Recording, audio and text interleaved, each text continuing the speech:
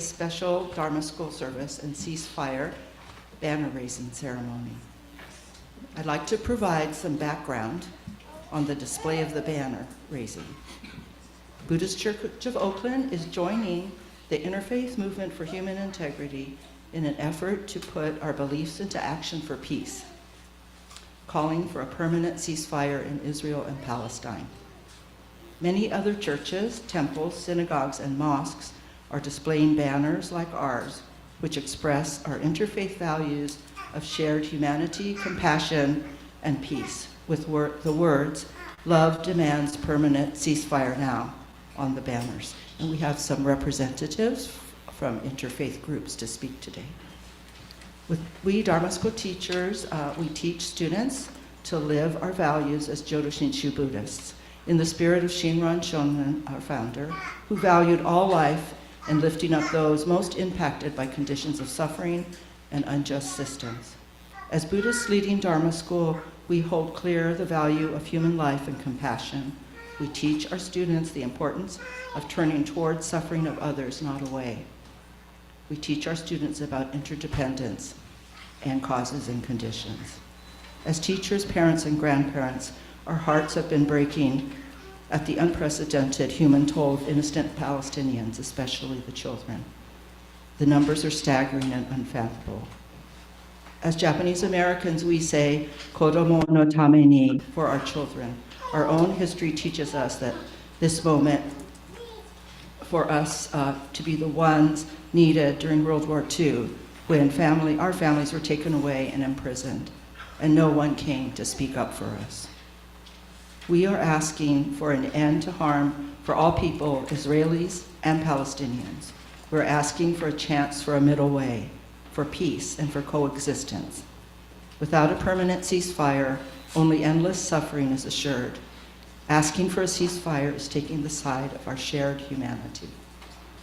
The Eightfold Path includes right action, and we believe that raising this banner is calling for a ceasefire is honoring the path for peace and humanity. According to the UN, roughly 160 children are killed each day in Gaza. When we look back and tell our grandchildren and those who follow us how we met this moment, we want to tell them that we took right action by raising our voices for peace. So today we have 3 interfaith speakers: Reverend Michael Yoshi, United Methodist Clergy, Gala King from Interfaith Movement for Human Integrity, and Rabbi Lynn Gottlieb. So next we're going to have chanting of Gassho to Amida in the blue binder. In front of you there should be a blue binder.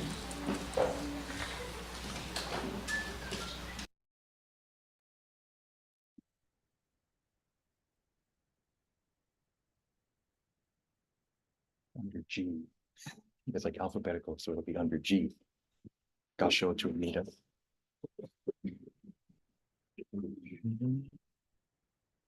Six.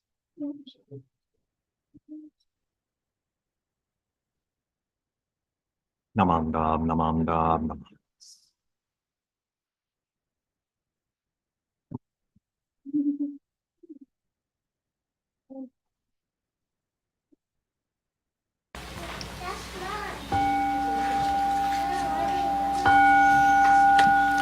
Namu Amida Butsu.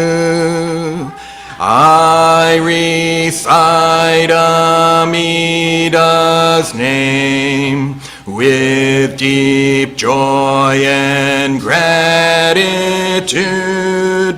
I Gassho to Amida. Trees and grasses and flowers all grow in his compassion. His light shines throughout the world. I Gassho to Amida. Flowers bloom and flowers fall from the sea sprout new flowers. This is the truth unchanging. I Gassho to Amida. Springtime brings the happy birds.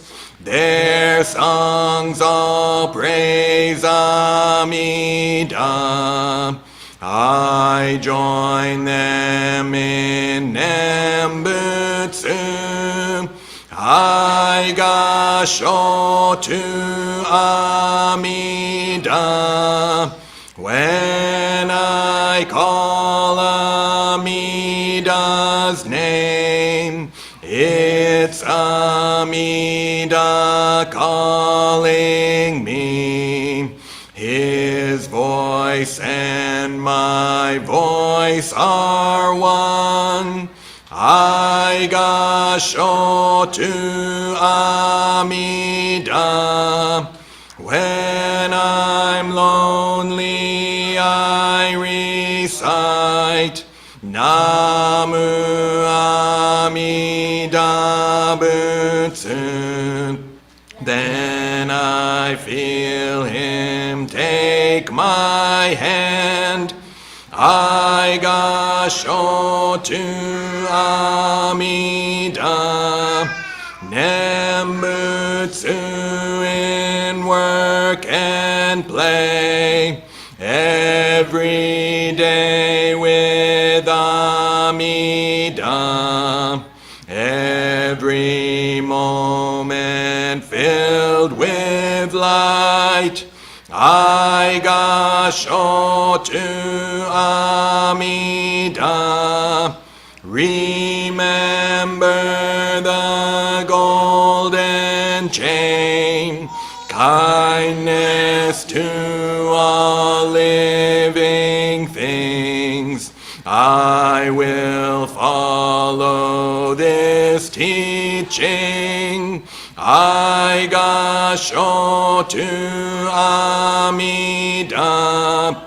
In the clear bright morning sun, in the fading light of day, in the darkness of the night, I Gassho to Amida.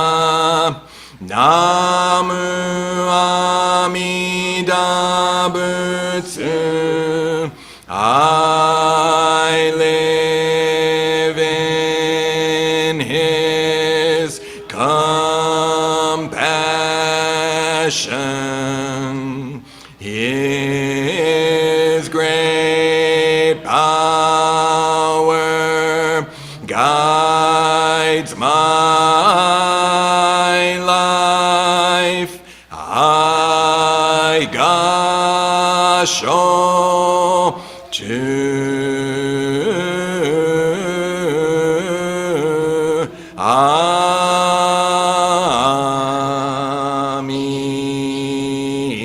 Amida.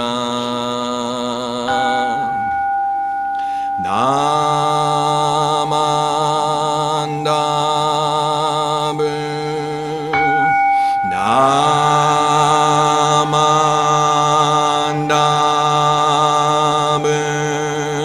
Namandabu.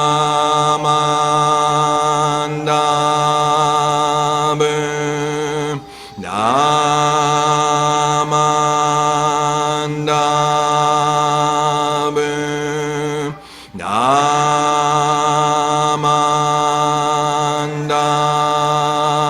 Namandabu.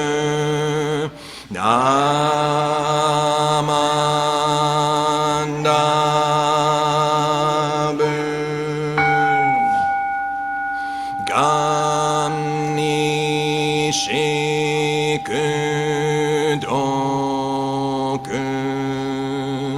byodo seisai dohoten boda 心往生安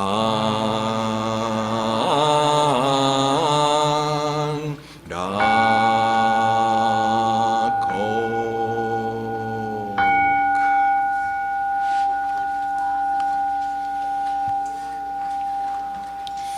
南無阿弥陀仏。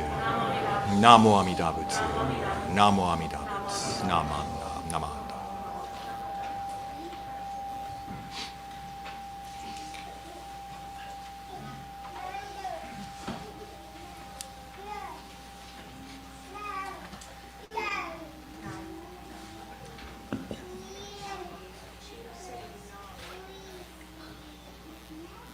I'm very happy to introduce one of our guest speakers, Reverend Michael Yoshi, United Methodist Clergy and co-chair of Friends of Wadi Fukin, which is in the West Bank.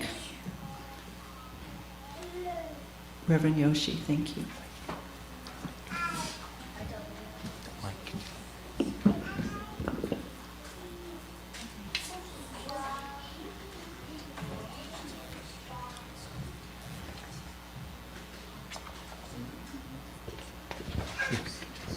Thank you. Thank you, June. Good morning, everyone.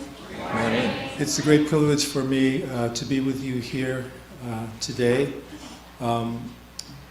As June says, I am a United Methodist pastor. I retired 3.5 years ago. I was last serving the Buena Vista Methodist Church in Amida, and I also served at the Berkeley Methodist Church as well. Those two churches, by the way, Berkeley Church set up their ceasefire banner. A few weeks ago I was there for that ceremony, and June was there also with the priest from the Berkeley Sangha temple. And Buena Vista will do a banner hanging for ceasefire, I think, next week or so. So we join you in commemorating that. And I want to just share with you a quick word about, I think, some commonalities we have as United Methodists and Buddhist communities. One is the notion of gratitude, which I always feel reminded of whenever I go to Buddhist services. The feeling of gratitude for life, the feeling for gratitude of community, the feeling of gratitude for being together with one another. And I share that in a very serious moment today as we think about in Gaza that churches like this have been destroyed. They're nothing but rubble. And there have been members that have been killed, and there are people still searching for loved ones who are underneath the rubble. Palestinians are both Christian and Muslim, but most of the masjids, the mosques, have been destroyed, as well as the churches. I have friends who were killed, multiple family friends who were killed in a church in Gaza. And I just want to take a moment for us to remember all the people, 22,000 plus, who've been killed there in the last several months. If we could take a moment to remember them. No.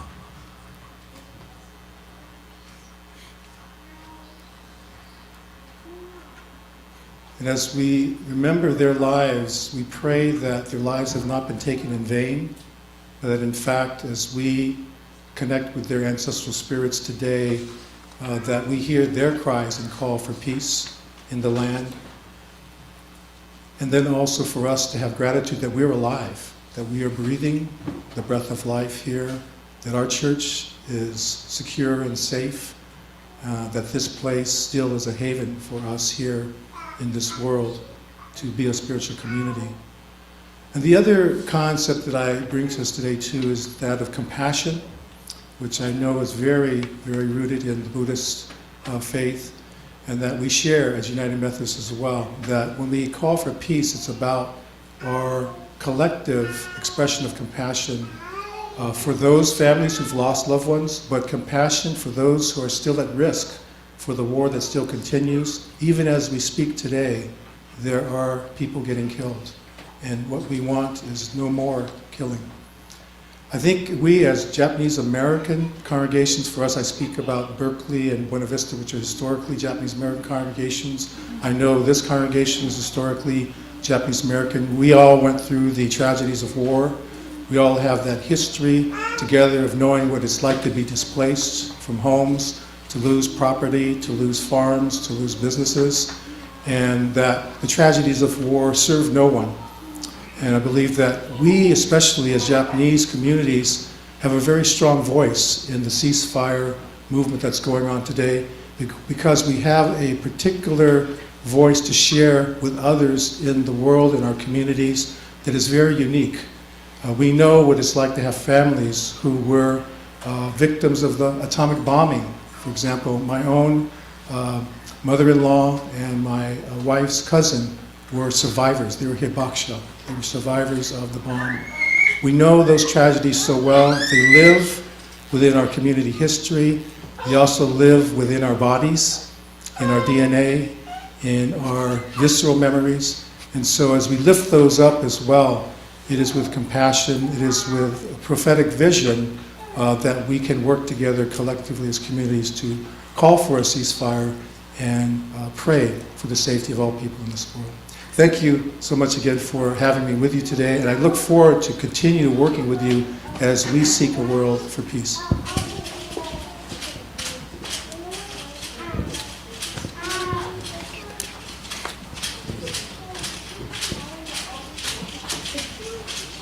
Thank you, Reverend Yoshi, for your inspiring words. Next, we will have a Dharma talk by Sensei.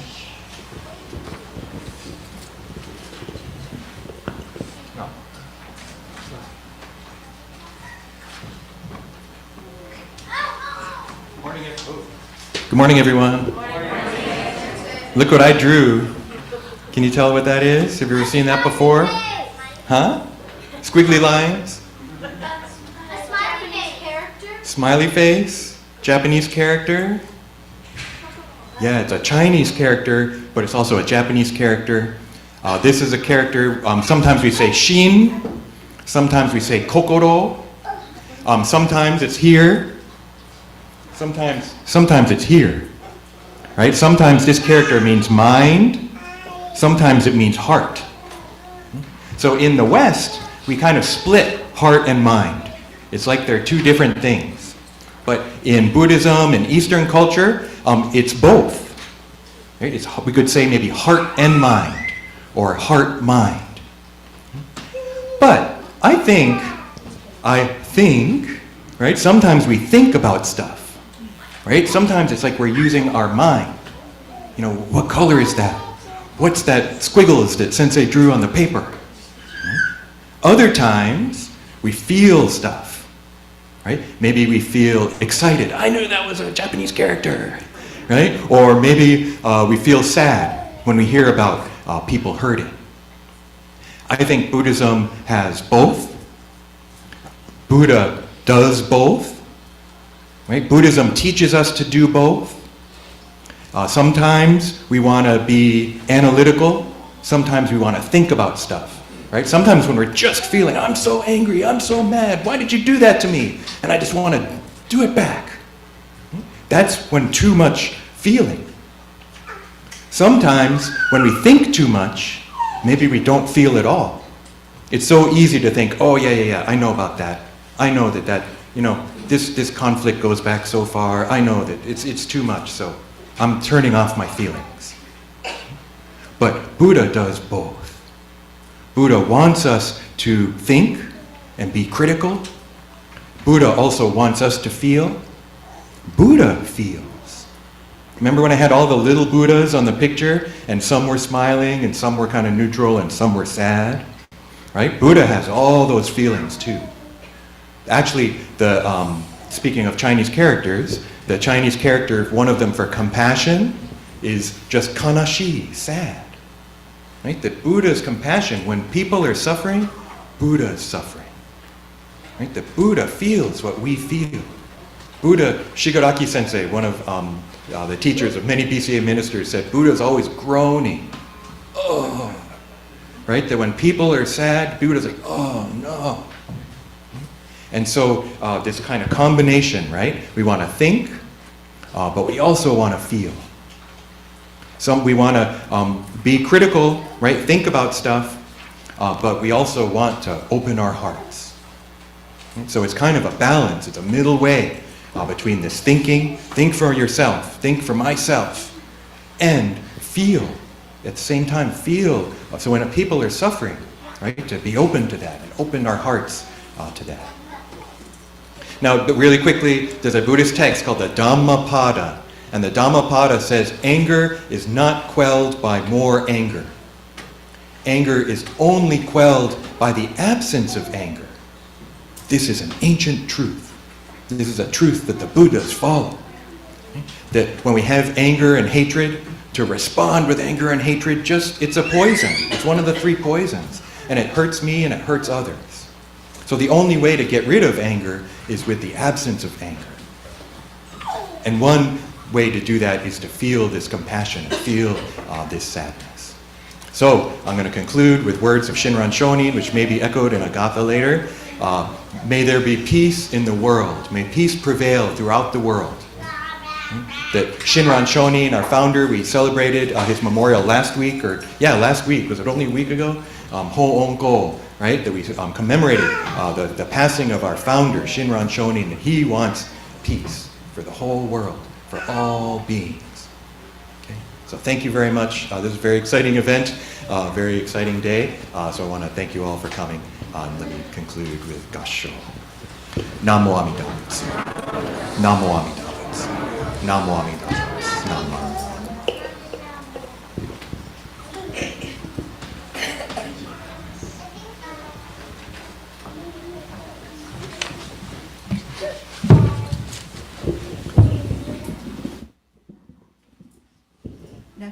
Next we'll sing the Gatha, May Peace Prevail. You can find it in the blue binder in front of you, and it's alphabetized, so May Peace Prevail. Under M. M.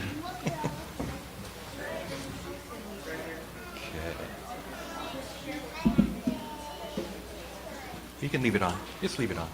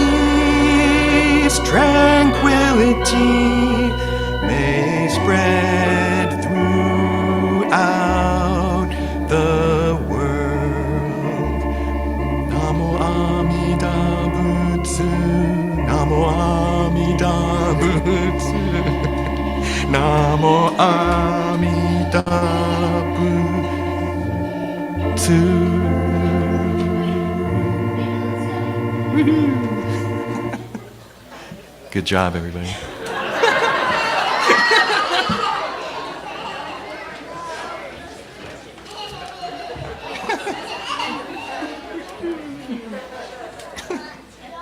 I'm delighted to introduce our next speaker, Gala King, She is the Bay Area Regional Director for Interfaith Movement for Human Integrity and a member of Buena Vista United Methodist Church.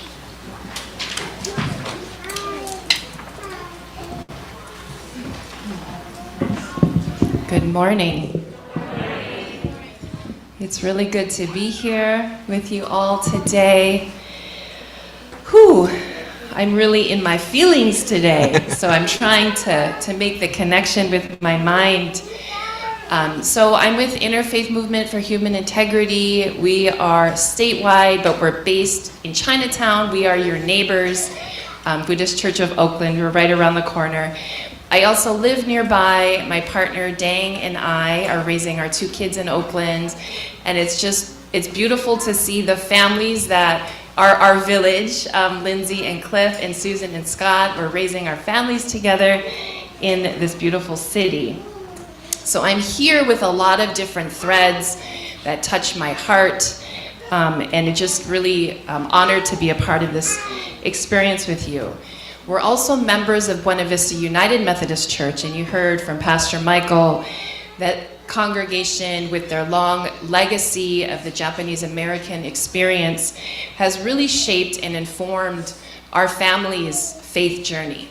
We joined that church 15 or so years ago, before we had children, and we're really drawn to see the ways in which they embodied both their legacy and their faith in deep solidarity. Around the time that we actually joined Buena Vista is when they began their partnership, their relationship, their friendship with the West Bank village of Wadi Fakeen 15 years ago.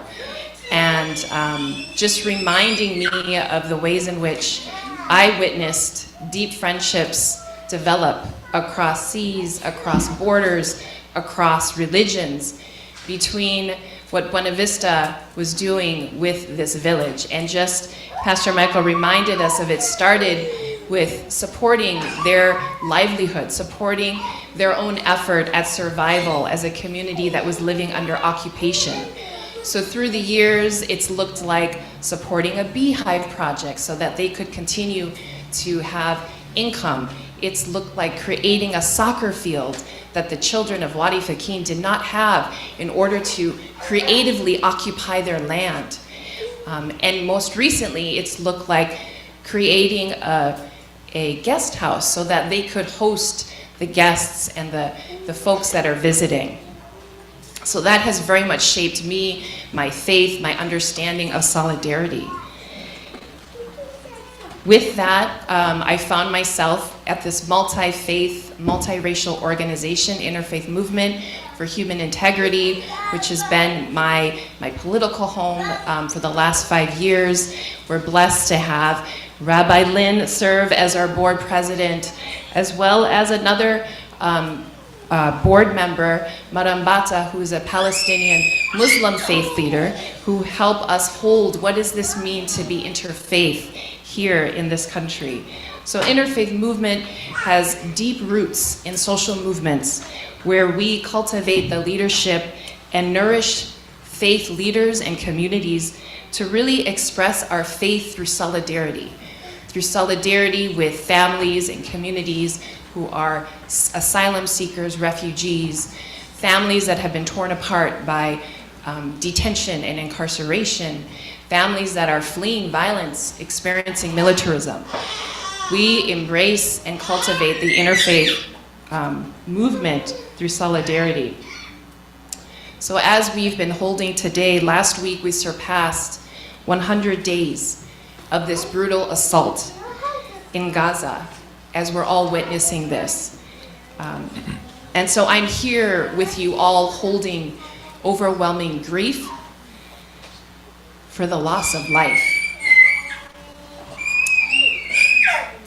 for the over 24,000 killed, over 10,000 children, and the thousands that are still under the rubble.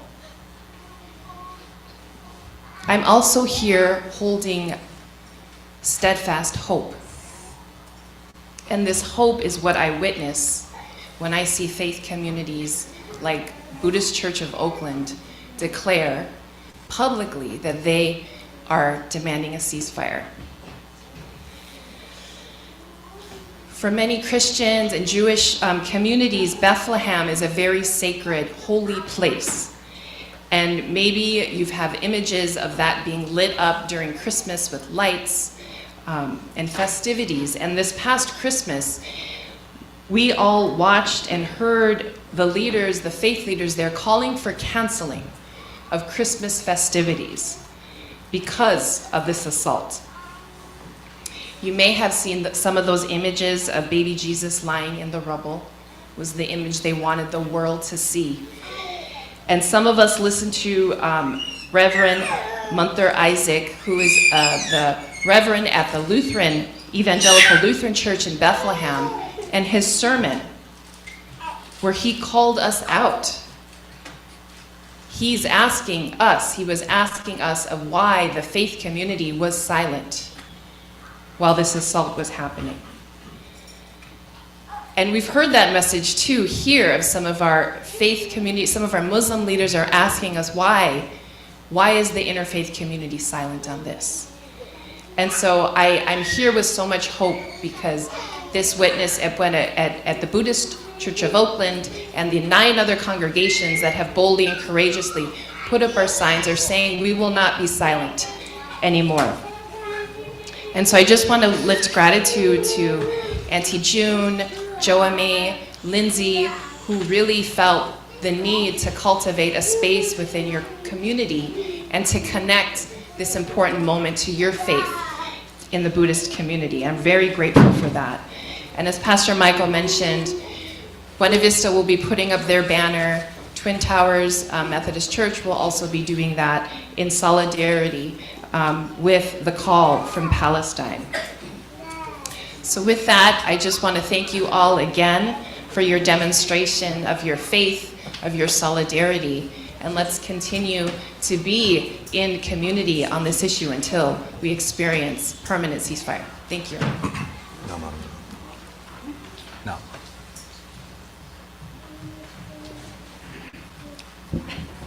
Thank you so much, Gala, for your heartfelt talk. Next, we're going to, and the final speaker is Rabbi Lynn Gottlieb, who is one of the first of 10 women to be ordained as a rabbi. She's also a storyteller and an activist, and founder of the Muslim-Jewish Peace Walk.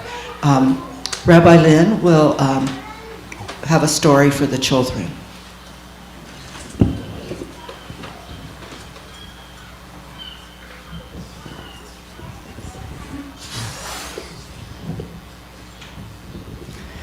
Hello, shalom. Hi. So good to see all of you. Thank you. Thank you. Thank you for becoming a ceasefire congregation. Yes, let us all bow to ceasefire. Yes, thank you. I have so many stories to tell you, but just a short period of time. I would love to tell you about 50 years ago, when I started this work by meeting a Palestinian man who told me what happened in 1948. I would love to tell you the story of going on a pilgrimage to Hiroshima and Nagasaki in 1995, in the 50th commemoration, and listening to survivors, and then seeing the children build mountains of cranes all around the town. It was so beautiful. And I would love to tell you stories of the survivors of the Holocaust, of a terrible event in my community that took so many lives, and the village of Le Chambon that saved 5,000 Jewish people by organizing for nonviolence with 24,000 people. And when the Nazi people came through, who were soldiers and wanted to hurt Jewish people, the Jewish people would go into the hills, and the Nazi people would come through and not find any Jewish people. And when they were gone, the people would sing a song. And can you imagine what it was like to hear the song of those villagers who were saving you and protecting you and loving you instead of killing you? And this song is the song that we have to sing today. And it reminds me of a story of a little boy about your age. And this little boy used to love to go into the fields near his house. And he would look for turtles in the field, and he would play soccer with his friends and run around and pick some flowers for his parents. But one day, a terrible wall started to be built that cut off his whole village from their trees, from the beautiful olive trees that the whole village would go to and pick together and turn into oil. They so loved their trees. And when that wall went up, the little child was so sad. Do you ever help your parents? If you help your parents, could you raise your hand? Yes. Even if it was only once. And if you see somebody that's crying, do you want to help? Like, do you go up and say, "What's the matter? Why are you crying?" And sometimes you just need someone, if you're sad, to come and sit with you. Well, this little child was so sad when the wall went up and wondered, where will we play soccer? And will the turtles come to visit? And will we ever see our trees again? And this little boy thought, with the wall comes soldiers with guns, and they throw tear gas at us. That makes us cry. But we know that if you use onions and smell them, it helps. So the little boy said, I know how I can help. I can become an onion patch and grow up and grow to be an onion, so my people can use the onions. And Mama, who was with him that day, said, if you are the onion, I will be the soil. And the little boy thought, I know, I will be a mosque with a great big tower so that people will know that we're still here when we say our prayers. And Mama said, if you are the tower, I will be the person who sings the prayer so everyone can hear us. The little boy said, I will be a kite. I will be a kite and I will fly over the wall.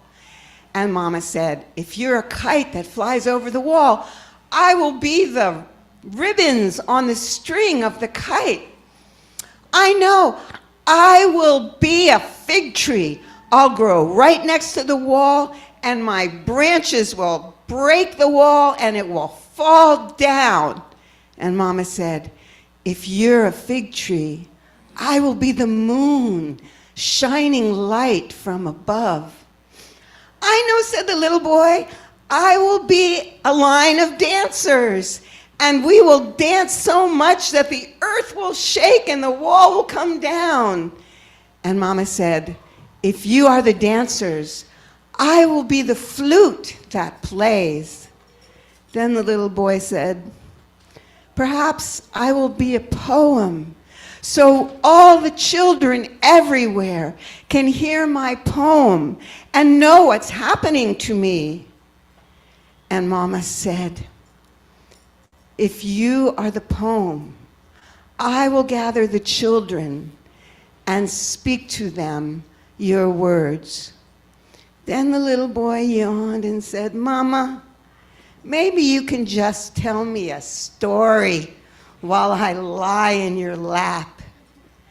And Mama said, come, let's sit under the olive tree, and I will sing you stories of Jerusalem and the wall coming down and freedom for all of us.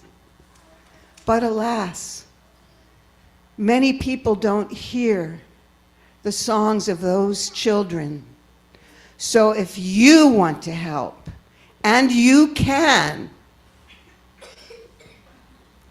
make poems and stories and plant trees and learn from your teachers and parents how you can help bring down the walls that divide us.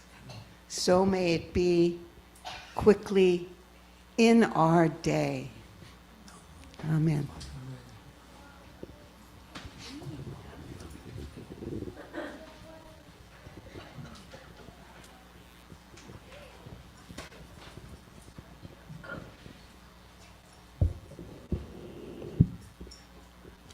Thank you. Thank you, Rabbi Lynn, for that wonderful storytelling for the children. We're coming close to the end. We're going to have announcements next. Robert Noguchi will do the announcements, and then we'll have a closing Gatha.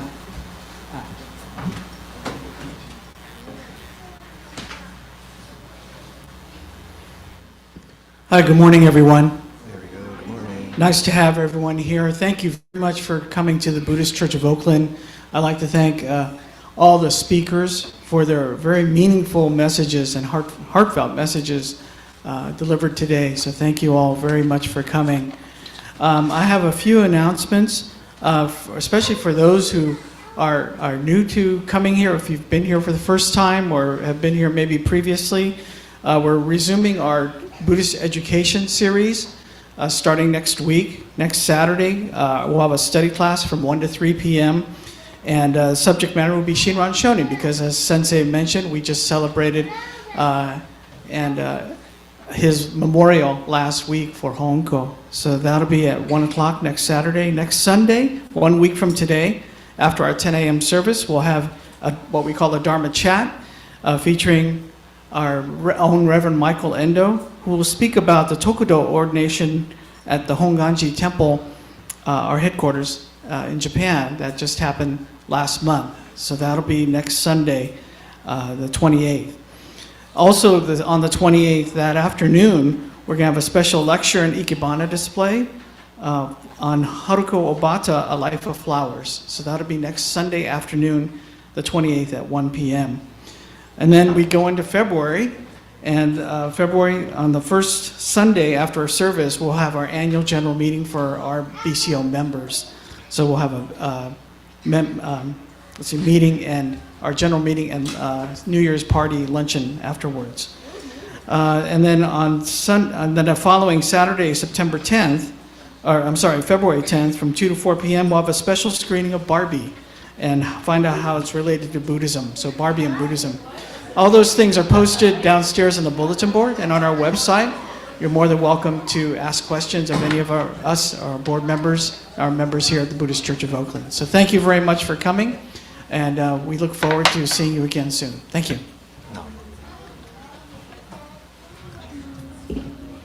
Thank you, Robert. Before we sing our farewell song, could people raise their hand if this is their first time here at Buddhist Church of Oakland? Thank you for coming. Wow, thank you. Next, we're going to sing the Gatha, Farewell, and it's page 45 in the small purple book, and page 200 in, no, it's not, okay, sorry. Page 45 in the small purple book.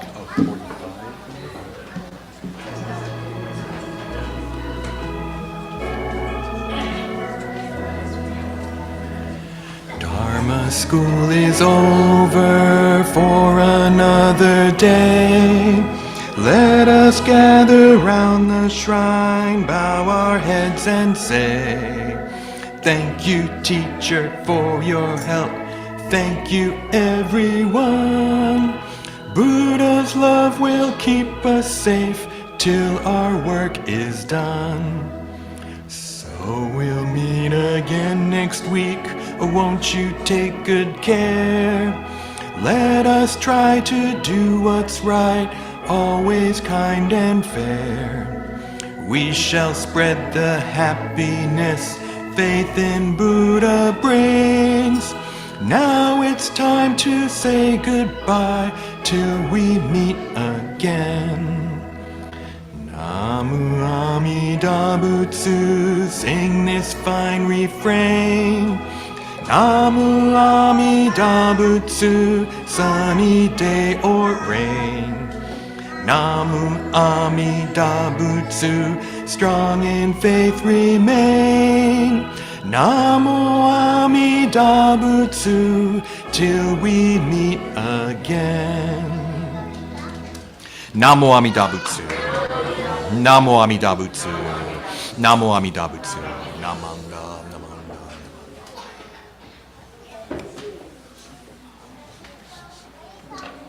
This concludes our Dharma family service. Please go downstairs and we will have the banner raising ceremony. Thank you everyone for coming today. So we can just go. Or, And please come up and Gassho and offer incense if you haven't already and would like to. yeah.